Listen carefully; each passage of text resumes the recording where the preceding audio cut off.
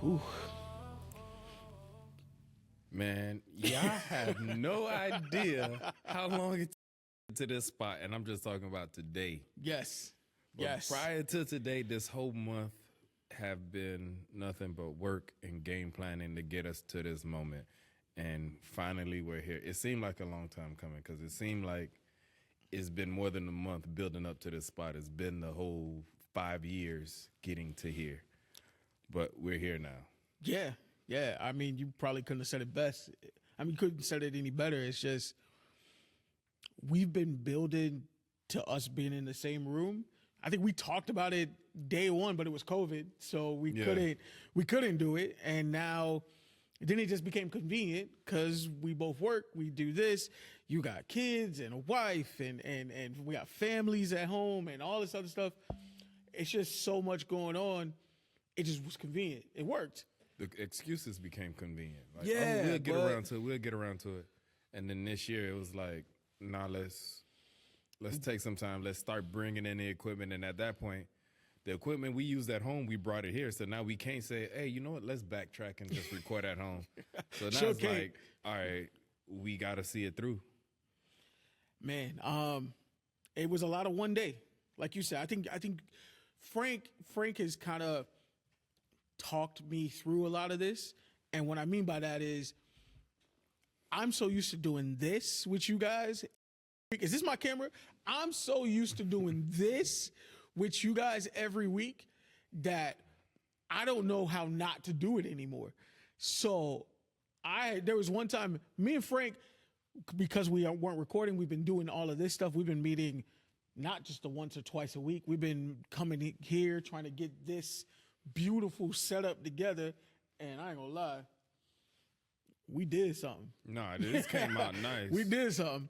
Getting this beautiful setup together, and we went and ate, and we had Flanny's one time, and it was just like, man, I haven't stopped putting together episodes this whole time. Like I showed him, and I just scrolled. I've been writing episodes every day. I don't know how not to do it, so he's been keeping me not from being frantic, and I didn't realize I was addicted to this a little bit.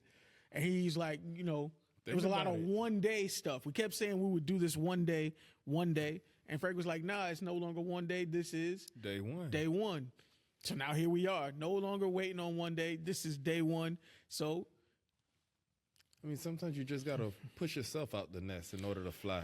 And that's the thing. We got comfortable in the nest. And then what it was about 3 weeks ago when we finally pushed ourselves out, it's time to fly now. And here we are.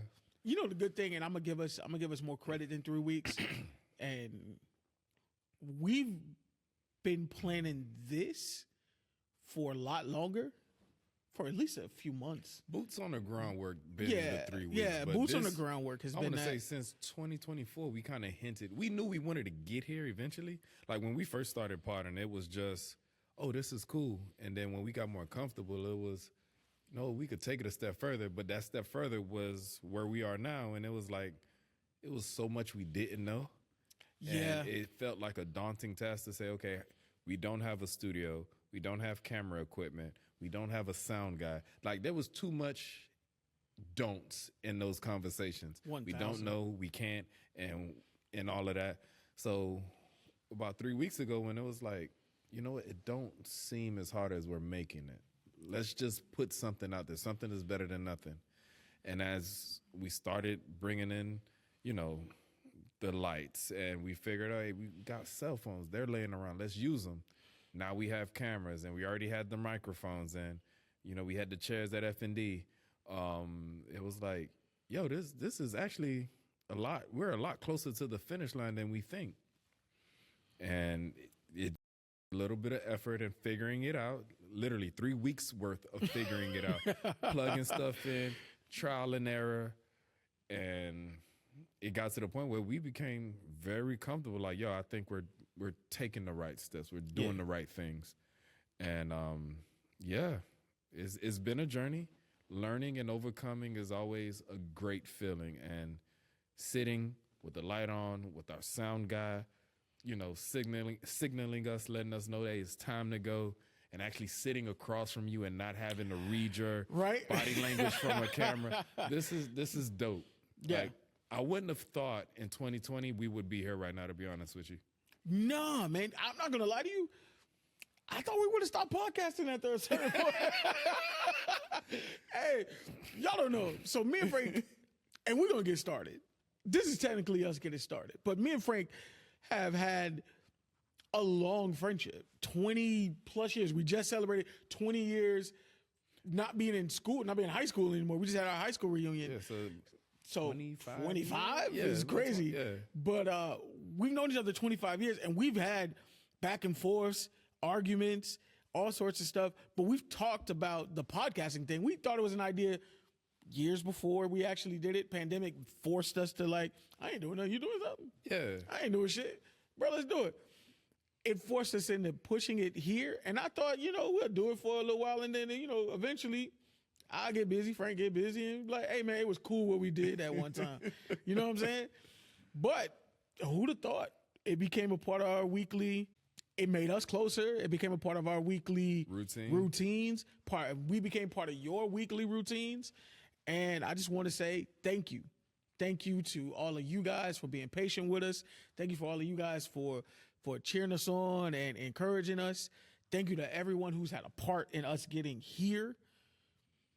Joe in the back, our producer, thank you to him. There's no camera on you, Joe, so you don't need to wave. He's ducking cameras like we can see him. There's not a camera facing Joe at all. Thank you to Don for all the help, all the assistance, all the mentorship, all the conversations, the setup. We're sitting here in F&D Studios. I remember when I came here and signed this wall all them years ago when they first opened this place, and it's a blessing. Absolutely. And I ain't gonna lie, man, the set look nice. But enough self-congratulatory stuff. I used the word self-congratulatory. I don't think there's self-congratulatory, but okay, all right, look at us.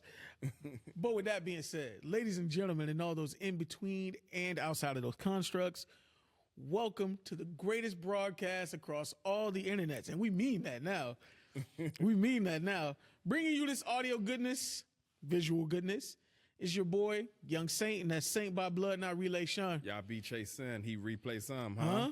International Marv, that's the handle. Smash, catch him. Schmurder, she wrote. Starving the Martian, Franklin St. Laurent. Whoo, that boy hot. Call him Flame St. Patrick, a.k.a. Ghost Malone.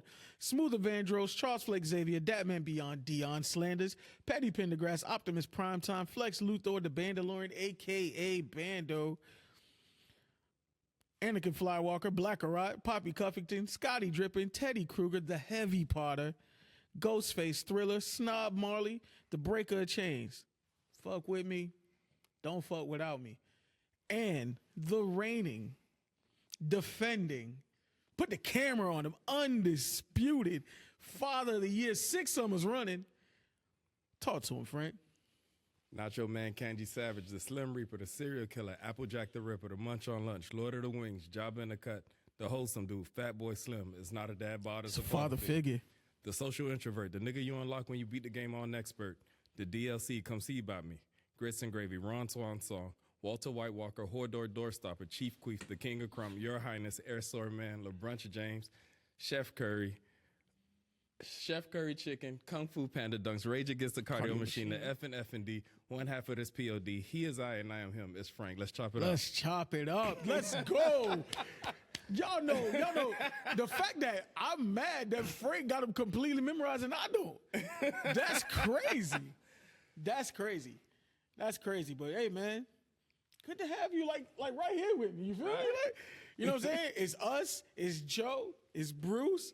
Like we here. We here.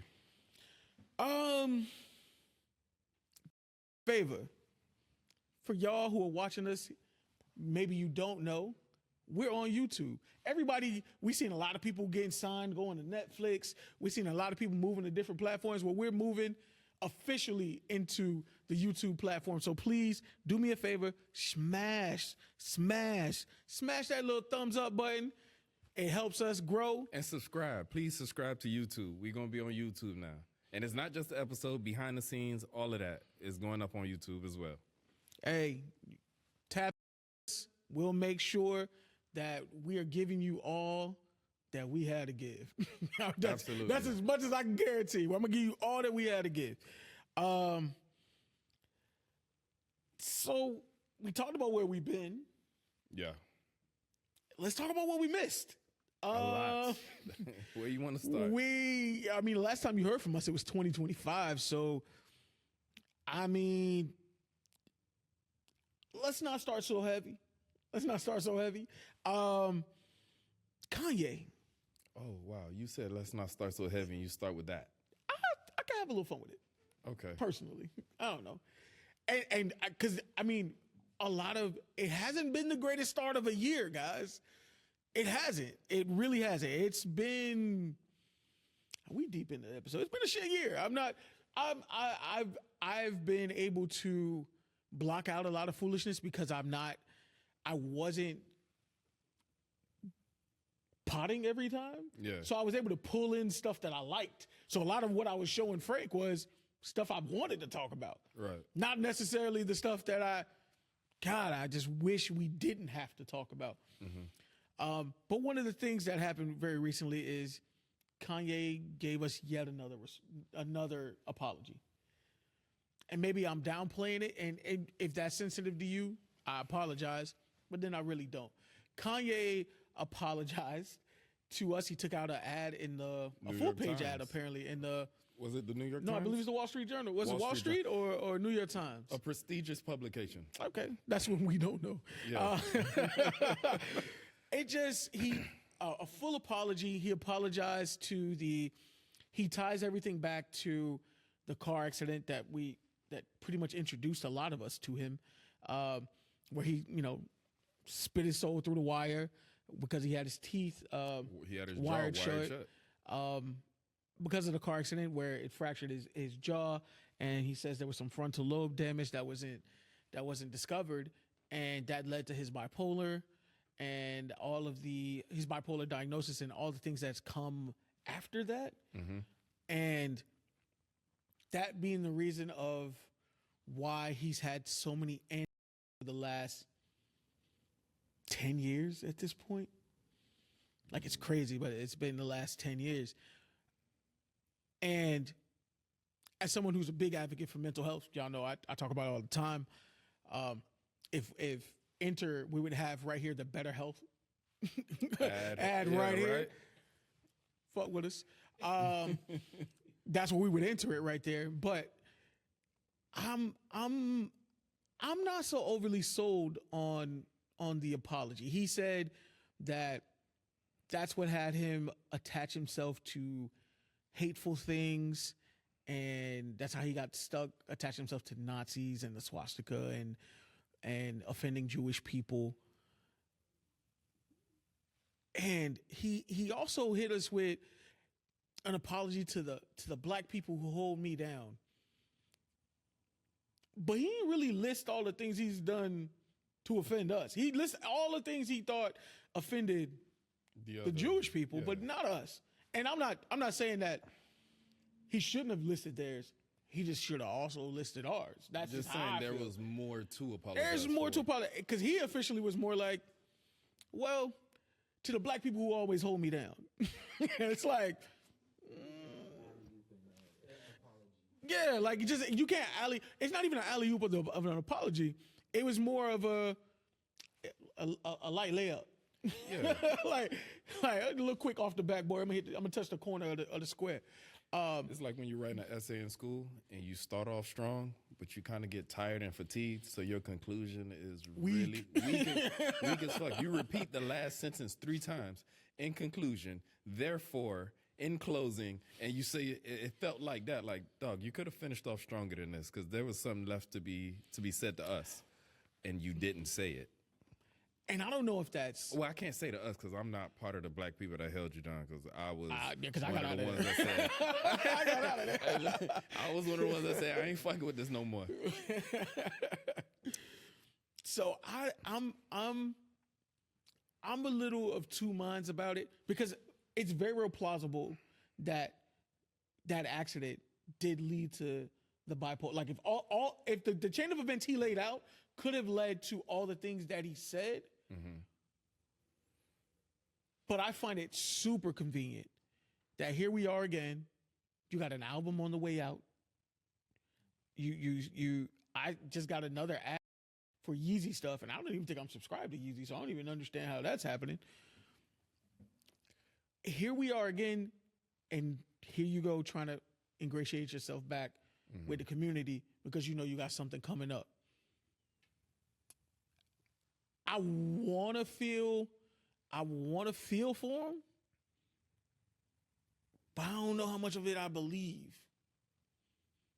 And I know I just did a whole lot of talking. No, it's cool. I mean, we haven't said nothing in a month. So both of us got stuff to get off our chest, especially on this topic. Because again, Kanye was somebody that we fell in love with. I mean, from the College Dropout to My Dark Twisted Fantasy, Life of Pablo, like we was really ingrained. Even before then, when he was just making beats for Jay-Z, we were fans of his. So it sucks to see when one of your favorites does something to disappoint you. So with that being said, we've always said on this show, we feel Kanye needs help and the people close to him are failing him.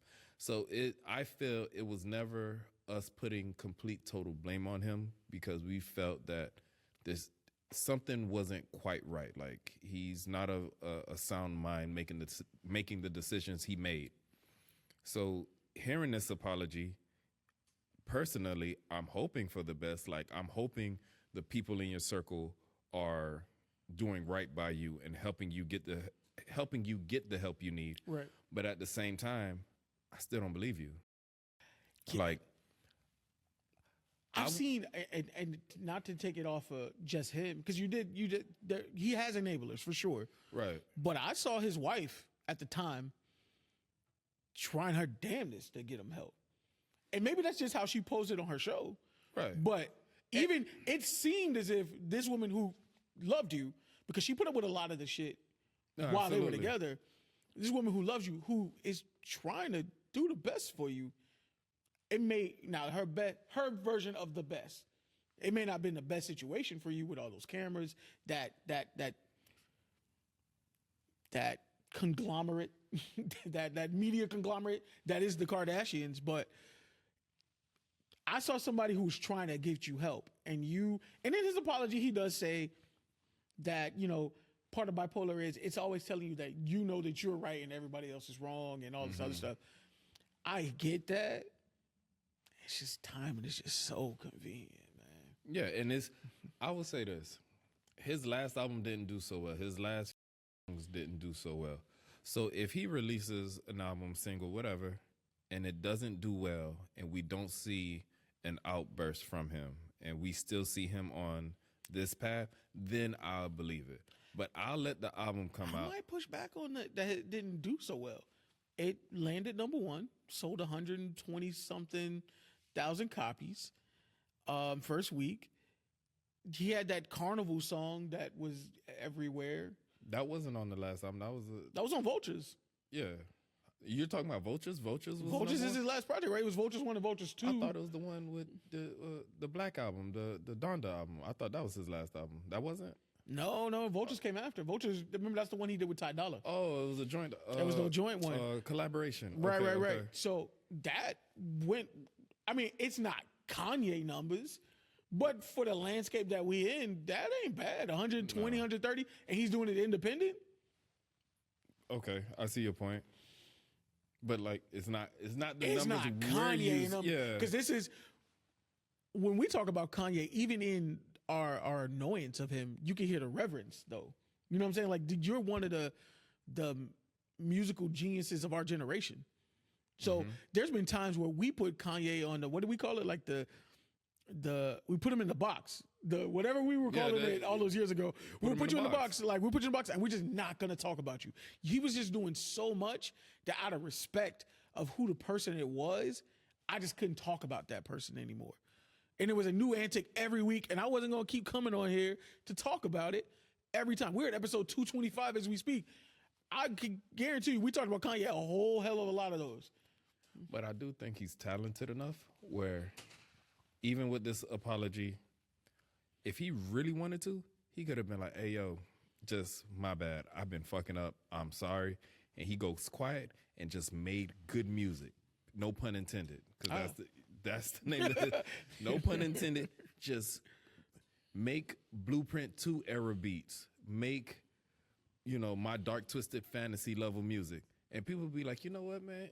He did say I'm sorry. So I'm going to go ahead and bump this. He's that talented. He's that talented that I've heard people who were once his biggest critics being like, man, I felt the apology worked on me. Because they hope the best for him. Dude, when you're talented, I don't care what your talent is. If it's in entertaining people, I'll put it like that. If you're talented in entertaining people, they will put up with so much shit from you. It's ridiculous. Mm-hmm. And he is among the most talented people we've ever seen. I agree. So he can get away with a lot. Not everybody can get away with what he can get away with. I mean, just in the last 5 years, think about the things he's said, what he's done, the interviews he's done. Like, that would have been career suicide for 99% of the people in entertainment. But for him, he can still make an album and go platinum. Where most people, they make an album, it ain't even getting picked up anywhere. He might go gold. I don't know if he's going platinum, but I hear you. I just you're right. This didn't start light. This was heavy. No, but it's a good conversation, though. But it's just it pains me a little bit because no, you wanted the ones, right? You wanted the ones. I hate to see it that way. You was our champion. Honestly, thank you. And honestly, I'm at a point where I don't need the apology. Kanye, go apologize to your family. Go make sure that you're good. I wish him nothing but the best, but I'm one of those people who he's not apologizing to because I got off the Kanye train a long time ago. Kanye hasn't made good music, no pun intended, to me in over a decade.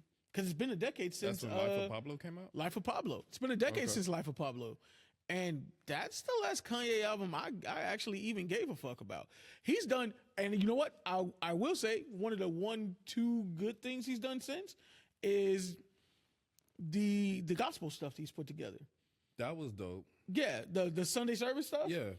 I didn't go to any of those things. It just felt a little cultish.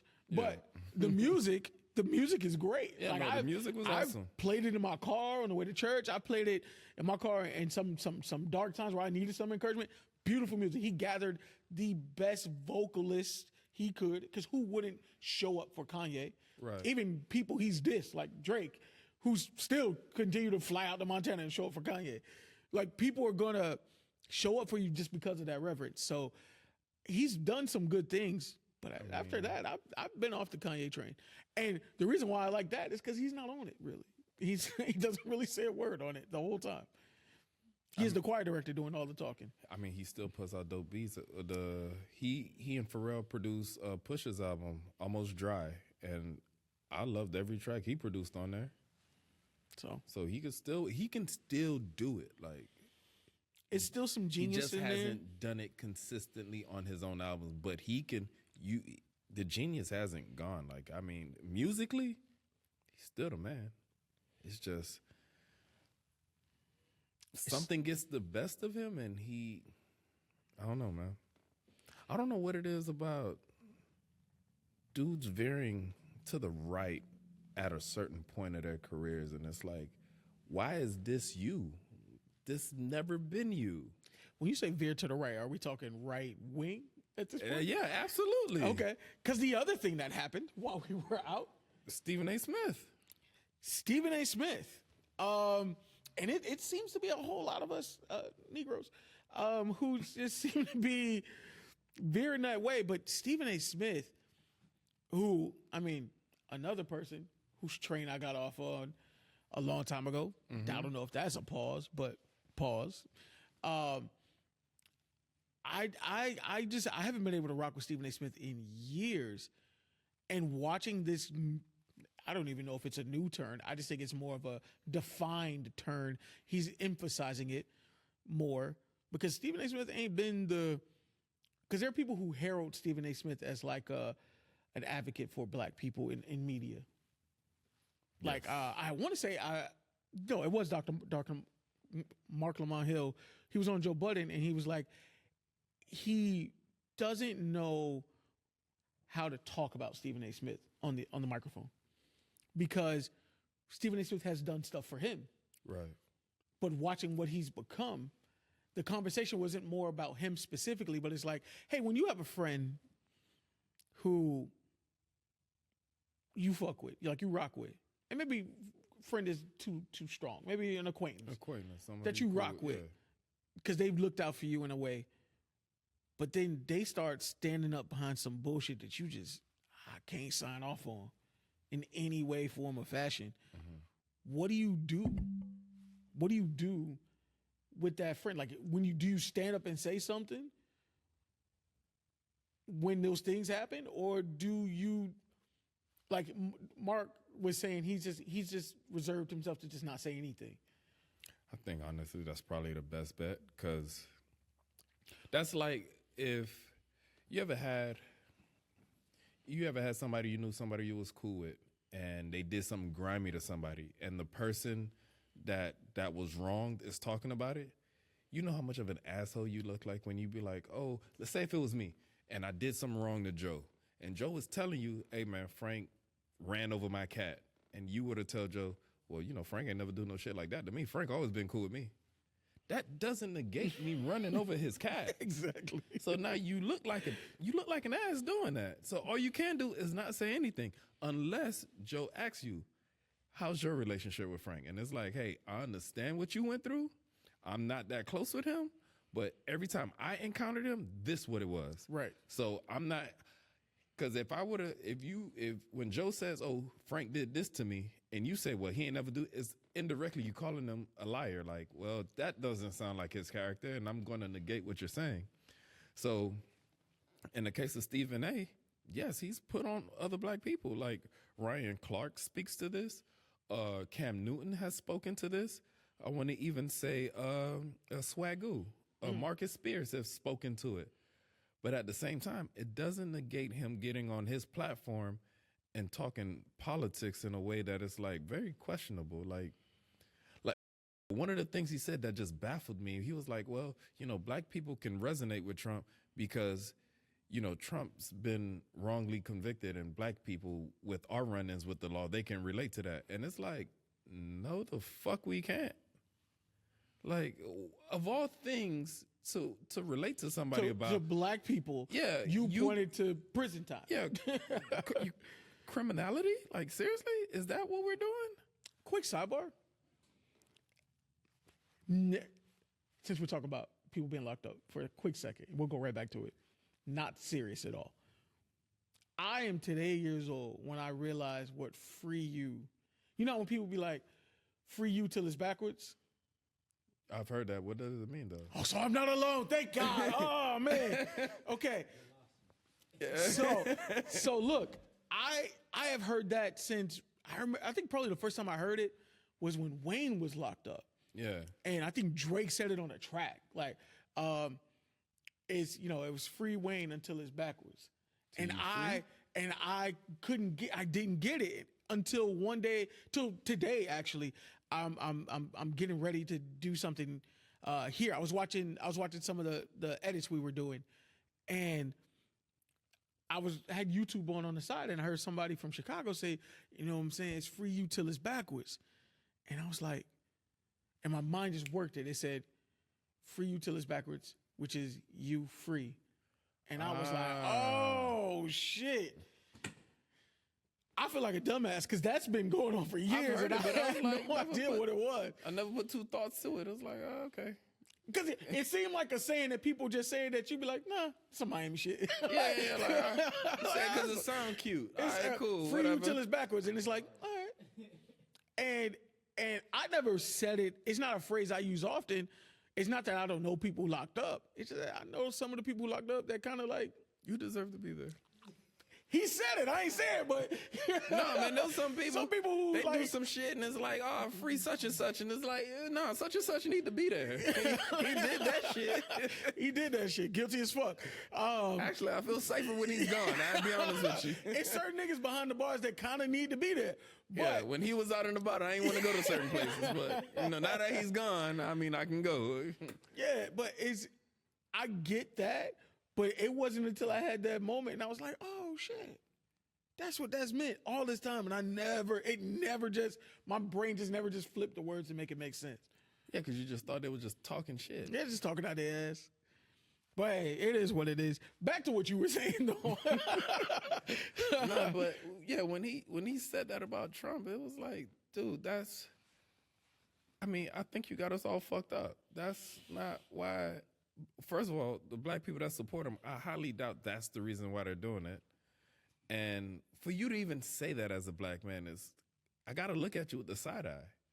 And then of all things, like politics isn't something that just came about, this election or whatever. Like, you've been a figurehead in sports for a long time. Why weren't you talking about this when Bush was president? Why weren't you talking about this when Clinton or Obama or Biden? Like, why now? And why this angle? I just don't get it. Another one, you got Nicki Minaj who did all that shit for a gold card. She did. She did it for a gold card. No, he right. I'm just She paid the $10 million or something and it's not even you're not even a citizen. It's for residency. Yeah, you pay $10 million and you're granted residency. You get a gold card. It look like a credit card. There's Trump's face and it's an eagle on it. He not even smiling on the card. If you gave me if you gave me $10 million and I give you a card with my face on it, I'm gonna be smiling. He not even smiling on the shit. He look all angry, like, dog, you just gamed her. Like, you not happy you scammed somebody? You're angriest scammer on earth. I don't get it. No, it's not. You can't scam somebody when you don't know. You scam people who don't know what they're getting into. She is no idiot. Now, do I think that's another person who I think is having some sort of mental things going on? But I'm not going to keep using mental illness as an excuse for people to get away with bullshit. She's aware of what it is that she's doing. Mm-hmm. And it's so blatant. And it's like, why now? Unless they told you ICE was on their way to come get you. You took a hard turn. You're talking, she has, all her talking points are so anti her fan base, black, the homosexuals, the community, LGBTQIA plus community. But That's it's why so I say anti, it's so anti everything that you stood for. Right. That you stood for not even that long ago, because that last album wasn't that long ago. And when she was on tour, those are the motherfuckers who show up for you. Those are the ones that ride for you the most. So I have not been in the Twitter space enough to see how the Barbs have really reacted to it, but I hear she was losing millions of followers, which is why she deactivated her Instagram so she wouldn't lose it, because that's money. You start losing all those millions of followers. Mm-hmm. But she's now back on Twitter posting these Donald Trump pictures, and she's trying to gain a new following. And if that's the spin that people are headed in, because let me tell you, when Trump pardoned Wayne and he got out of jail, yeah, totally understood. I didn't even, as annoyed as I was, Wayne and Kodak, as annoyed as I was, Kodak too, totally understood. You didn't have to go to jail. He got you out. You was already in jail. You was already convicted. At the very least, you were doing the time. At the very least, you could say thank you. Like, I'm not even mad at the fact that you decided, you know what? Thank you. Shout out to Trump. Mm-hmm. Because let me tell you, if I'm facing years in jail, I'm going to shout the nigga out too. I mean, that's a hell of a decision to make. Hey, you going to do these 10 years or tell this nigga thank you on camera? All right, man. Thank you. I think most people would take that. I think people would take that. Yeah. And I don't think that's especially if you live in a life where you're making millions on end. Come yeah. on, that's and a you hell of a being trade-off. out Yeah. you being out could affect your family. You know what I'm saying? So I have no argument to that. It annoys me, but I'm not in that situation. Right? This is different. Because at least that, you could see through it. Like, I know why you're doing that. I saw your circumstance. I get it. And even if they were going to leave, you're a millionaire. Like, your life ain't... You're like, a even global if you star. You can yeah, go you anywhere. can go anywhere. And make a good, you know. And still come here and tour. And still come here and do all the other stuff. There's plenty of ways you could get it done. Mm-hmm. So it ain't like... look, I say all that to say, I don't know how we... Well, maybe that's the play though. Like, if you know there's celebrities in your country that you can kind of lean on, maybe that was a call that came in behind the scenes. Hey, we know your status. Like, you got two options: get down or lay down. Like, which one you want to do? You took the words right out of my mouth. Like, what you trying to do? Get it's down like, all right, or what you lay need me to down. do? I got this rally coming up. It'll be real nice if you came in and said some kind words. All right, boom. Now I get you on stage. You say everything you need to say, and it looks like it's not against your will. I give you a gold card with my face on it. You good. I ain't gonna bother you. I ain't gonna bother your little boyfriend either, because I know he got papers. So now I got the endorsement from you. You got pressure off your back, and your man not going to jail. He already not going to jail now. He would just... But you don't know that. He If the would just- president called and put pressure on you, I mean, come on now. the fuck out of here. Ain't no... Like, nigga ain't have to do that. I don't care what you say. I ain't gonna give her no pass. I'm not giving her a pass either, because like you said, you're a global star. You can literally... Like, there's some people, you got enough money where there's not a corner in this world you can go to and live poorly. Like... At all. Like... And she's one of them. You could have went to Canada. You could have went to London. You could have went to anywhere in the Caribbean. You could have went anywhere and made it. You could have went to Bali. Who knows? You could have went anywhere. And like you said, it doesn't stop you from touring. You would have lived a good life. You have enough money to sustain an affluent life anywhere. So Okay, affluent. so no, she doesn't get a pass. But No. I do think I wouldn't put it past pressure being put on her. All right. What? Another thing we missed. Everything that's going on in Minnesota. Jesus Christ, bro, it's crazy. I don't think I need to do my normal spiel of, for those who are aware. I think everybody's aware at this point with what happened, especially with Alex Pretty. May he rest in peace. I think that video circulated enough where everybody is more or less aware. Angles of all the multiple angles of that video that Yes. has circulated enough to where there is no excuse for, oh, he had a gun on him, which they had already.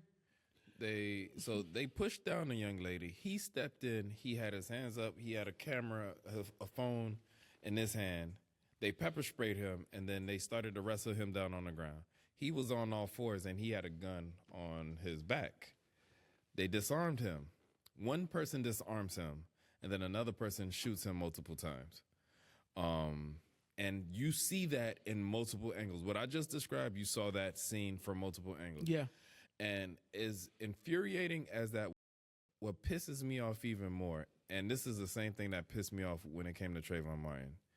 You have the death of an individual, and they work overtime trying to justify the death after the fact. And they bring up a whole bunch of irrelevant shit that has nothing to do with The moment where this person lost their Right. life.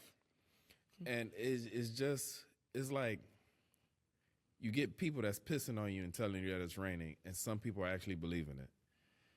There is nothing that transpired in that video that justifies him being killed, period.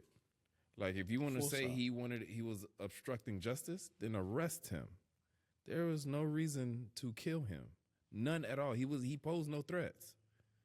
So for that to happen, and then to say, "Oh, he was a domestic terrorist," or to say, "Well, he was armed and he was prepared to cause maximum damage." First of all, who the fuck talks like that? And then, second of all, at what point did he draw his weapon? He never did. They took his weapon off of him. His fingerprints. He is not even the last human being to touch his gun when he was alive. So, like, what are y'all talking about?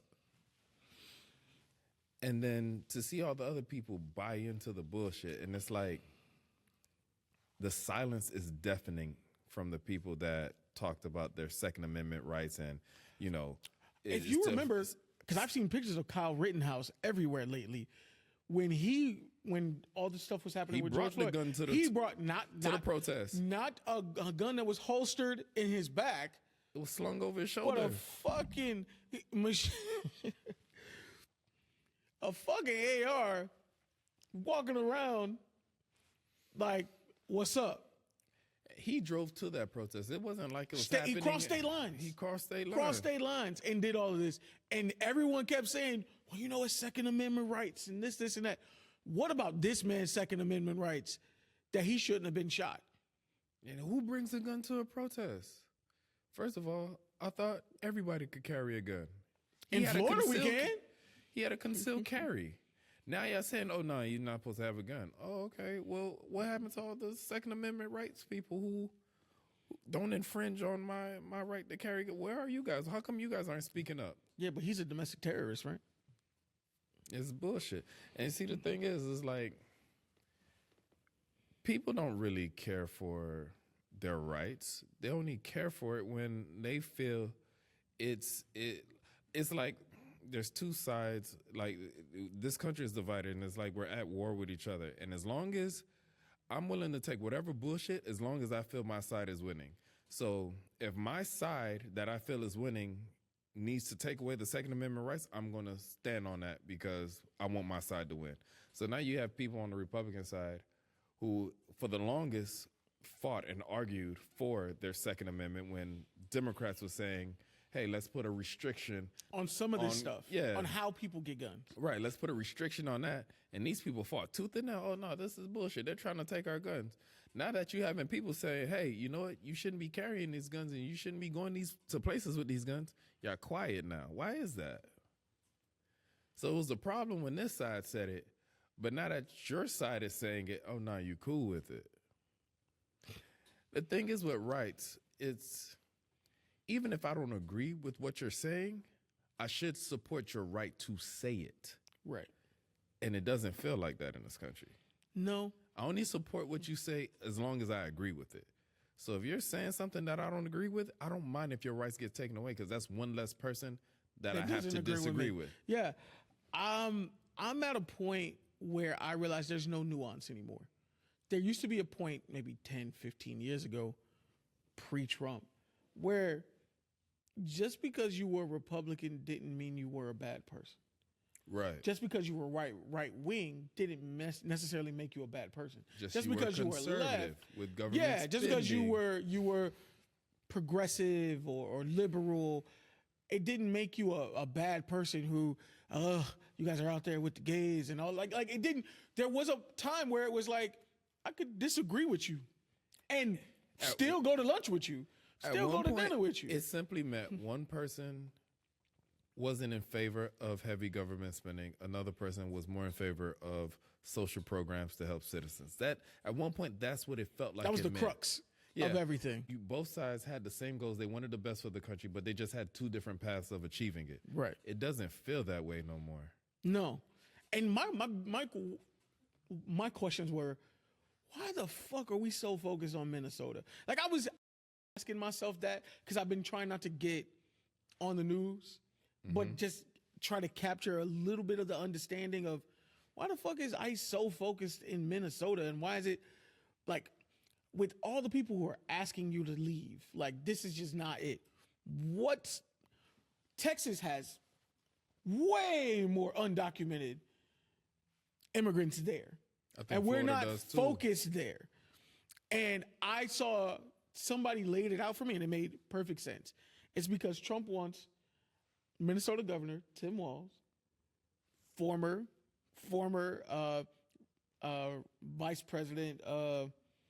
Well, he was running mate of Kamala Harris. Right. He wants him to call in the National Guard so Trump can send in the army and invoke the Insurrection Act and declare martial law. And if he does that and declare martial law, they could suspend the midterm elections. Seriously? That's the way somebody laid it out. And it was on a meme. And I went and looked it up. No, I can All see these that. things I have. can see All these that. things are because that's what he wants.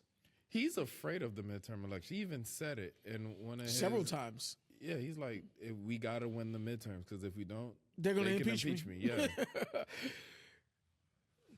Is this me? This is me. Hey, midterms.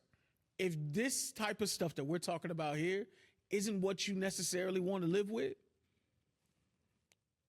all we got to do is show up. Let's not make the same mistake we made close to 400, 500 days ago. Let's get out of the apocalypse, please. Now, I was watching Joe Budden and his crew talk about it, and his take was a little interesting to me, and I want to hear what you have to say about it. He said he's super disappointed in hip hop with how they've handled everything going on in Minnesota. Mm-hmm. I've heard that.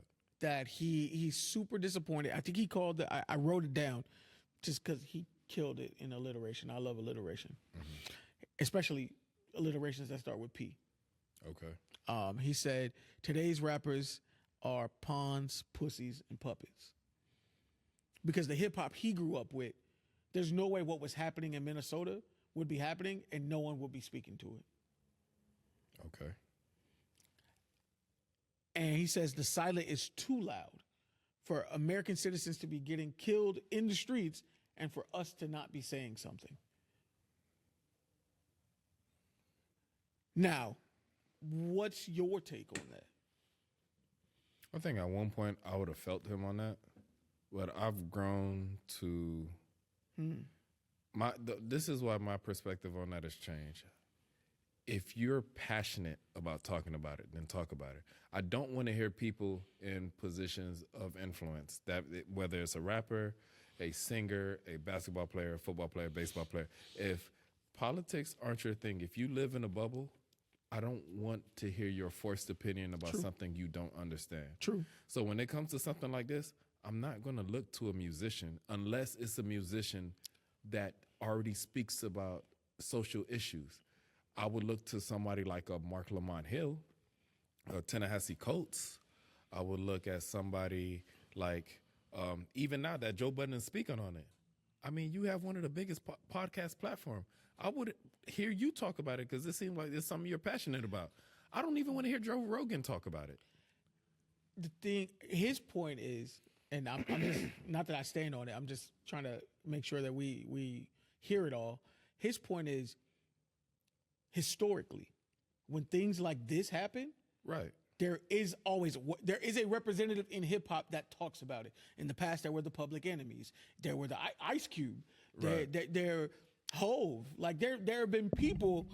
There have been people who would speak to these things, but this generation of current hip hop artists seem to be either staying out of it or just, like Frank is saying, their whole thing is, I'm not an expert in it, so I'm not going to say nothing, which is a convenient excuse. It is.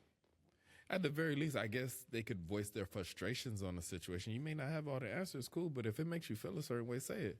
And I'm guessing that's where Joe is coming from. Like, I'm not even hearing the shouts in the crowd.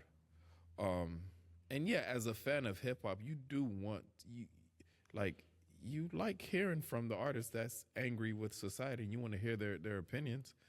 But I mean, it feels like where hip hop has gone to now, where people don't want to shake the table because shaking the table could mean losing dollars from an avenue of sorts. I think that's a part of it, and I also think, and correct me if I'm wrong, I think there's a growing sentiment in the root of hip hop community, a lot of the black community, I'll say that, where it's kind of like, ain't this what we've been telling y'all? Ain't this what we've been telling y'all was going to happen this whole time? Yeah, And now it's happening. And there's a lot of, I think I've reposted, I'm not even going to put that on Frank. I've reposted memes where it's been like, we've been the one telling you guys this is what was going to happen. Yeah, I wouldn't even say that's hip hop. I would just say that's the black community in general. But a main root of hip hop is the black community. But the black community, I'm agreeing with you. I'm just saying, like, I think a lot of us feel like that, not just the artists. Yeah, a lot of us are just at a point where it's like, man, we have been saying this from the time when he said he was going to run. When I remember when I said it, I said, that guy's going to be the fucking president again. And I said that 3 years before it happened. Yeah, I remember you said that. You were like, look, I'm not voting for him, just gauging the temperature. I'm looking at the temperature. This is going to happen. This is where we're headed. This is where the country is headed. And here we are, and everything that black lady said. Not even Matter just of fact, that black lady. Going back and forth, everything that white lady before that said is happening right now. Everything she laid out, everything Hillary Clinton laid out would happen is happening right in front of our eyes. All the decisions we made 10 years ago, back in 2016, has been coming back to bite us in the ass ever since. And people wonder why 2016 was our last good year. Mm-hmm. Still had Barry in there. Still was holding it down. You got trending memes of people reminiscing about 2016, and it's like, fuck y'all. Y'all part of the reason we ain't living that shit. Well, no more. most of 2016 we were straight. The fucked up part happened in November. Like, don't fuck up. I ain't gonna take away. I love 2016. No, I'm saying, I'm not trying to take away 2016. What I'm saying is, our fall from grace of 2016 happened because people didn't take what she was saying seriously. They thought the nigga was funny. Oh, I think he's funny. He's gonna be fun. He's going to be interesting. He's a businessman. He's going to shake things up. We got to get out of politics. Right. You know, they do all that politics speak, and we need somebody who's going to tell us the real. And he's been telling y'all. A nigga that lied to y'all since the 90s. All right, my nigga. And he really telling y'all to fuck you. That's what he's telling y'all. Fuck you. I don't know, man. All I can say is, from my standpoint, I hear where Joe's coming from, but I think a lot of people are tired. And in all honesty, what can a rapper possibly say? I hear you, but we're supposed to. Hip hop has always been the voice of the voiceless, right? It's always been the one that will stab what rock and roll used to be. The one that would stand up and say, like, "Hey, this ain't it." Like, Rage Against the Machine. We gotta rage against the machine, and it hasn't. And I think it's for multiple reasons. Like you said, the pockets, people don't want to. Like, there's a lot of people who say the same thing about Kevin Hart, who's is a comedian, but he's kind of hip hop community. There's a lot of ties who won't step up and say these things. And Kevin Hart has been the safe comic. I don't care what y'all say. He's made his career being that. And he's not. And from what we hear, from what I hear, nigga's a billionaire. He not fucking that up. No. But I'm not trying to say I told you so, but we get into a point where we gotta do something. Midterms are coming. Let this be the thing that pushes you. All right. Before we get out of here, Frank, Super Bowl predictions, man. I want to see. I don't know who gonna win. I want the Seahawks to win. You don't know who going. No, I want the Seahawks to win. It's Seahawks versus Patriots. That's who going. Ain't nobody left. No, I'm saying. Okay, this is how I normally pick. I believe the Seahawks has a better defense than the Patriots. Do they not? Or yeah, to an extent. I like the Seahawks D. I'm going with the Seahawks. I think they're going to win. Okay. Well, my prediction is, and not my prediction. I'm gonna tell you who I'm rooting for. I'm rooting for the Seahawks. I want the Seahawks to win. Where's the Super Bowl going? San Fran. if I remember correctly. I want the Seahawks to win. I don't want to see the Patriots get another one. I really am a fan of Sam Darnold. I think Cooper Kupp not deserves. I think he's It'd just be cool to see him win it again. Yeah, and it's such a short period of time. I would have loved to see Stafford go, but if it was Stafford, I'm rooting for him. I really want Sam Darnold to get it after Minnesota. Ties back to Minnesota. After Minnesota let him go, right, for their rookie. That's who I'm pushing. That's who I'm pushing right now. So good luck to them. Good luck to them. I don't want nothing but a win. As long as the Patriots don't get another one. Yeah. As a Dolphin fan, I don't like nothing Boston. I don't know if y'all know that about me. But well documented. Well I don't documented. like nothing Boston. Not one day one, we knew that Frank don't give a fuck about anything going on in Boston. Boston and Cleveland are they're the bane of my existence. All right, man. That was today's chop session. So if it hit a nerve, sit with it, my nigga. I don't. If you're uncomfortable, good. Like, catch y'all on the next one, my nigga. But with that being said, ladies and gentlemen, and all those in between and outside of those constructs, this has been another episode. Kind of feel like a rebirth type of an episode of the Samurai Professionals podcast, the greatest broadcast across all the internets. Like I said, like, comment, subscribe, smash that thumbs up button. And subscribe on YouTube. Please join us in the new platform. Everybody elevating, going to Netflix. We getting to YouTube. We're going to get a little YouTube creator deal. I'm naming it and claiming it. We on our way. We ain't put all this together for nothing. It looks beautiful in here. Y'all should see it. They can. We have cameras. God damn it, Frank. Ain't that nigga something? Anywho, bringing you this audio and visual goodness right into your veins is your co-host, Young Saint, and I'm going to read it. That's Saint by blood, not relation. Y'all beat Chase he replay something. International Marv, that's the handle. Smash Catch 'em, Smurder She Wrote, Starving the Martian, Franklin St. Laurent. Ooh, that boy hot. Call him Flame St. Patrick, a.k.a. Ghost Malone. Smooth Evandros, Charles Flake Xavier, Dion Slanders, Petty Pendergrass, Optimus Primetime, Flex Luthor, the Bandalorian, a.k.a. Bando, Anakin Flywalker, Black Rock, Poppy Cuffington, Scotty Drippin, Patrick Morehoes, which is not on there, but it's part of my normal routine and muscle memory. So I'm trying to do it because of Frank. Patrick Morehoes. If I Morehoes, would have taken it away, you would keep. I probably would have. Yeah, it's the safety net. Yeah. You always want to. Anyway, Scotty Drippin, Teddy Kruger, the Heavy Potter, Snob Marley, Ghostface, Thriller, the Breaker of Chains, Fuck With Me, Don't Fuck Without Me, and the reigning undisputed Father of the Year. That camera better be on him. 6 summers running. Frank, talk to him, man. Nacho Man, Candy Savage, the Slim Reaper, the Serial Killer, Applejack the Ripper, the Munch on Lunch, Lord of the Wings, Jabba in the Cut, the Wholesome Dude. It's not a dad bod, it's a father figure. Always. The Social Introvert, the nigga you unlock when you beat the game on Expert, the DLC, Come See About Me, Grits and Gravy, Ron Swanson, Walter White Walker, Hodor Doorstopper, Chief Queek, the King of Crumb, Your Highness, Air Sword Man, LeBrunch James, Chef Curry Chicken, Chill Jackson, Kung Fu Panda Dunks, Rage Against the Cardio Machine, Jouette Lee, the F&D, one half of this POD, he is I and I am him. And Frank, we just chopped it up. Whoa. Please check us out on our website, thesamurai-pros.com. Check us out on all of our social media platforms at The Samurai Pros.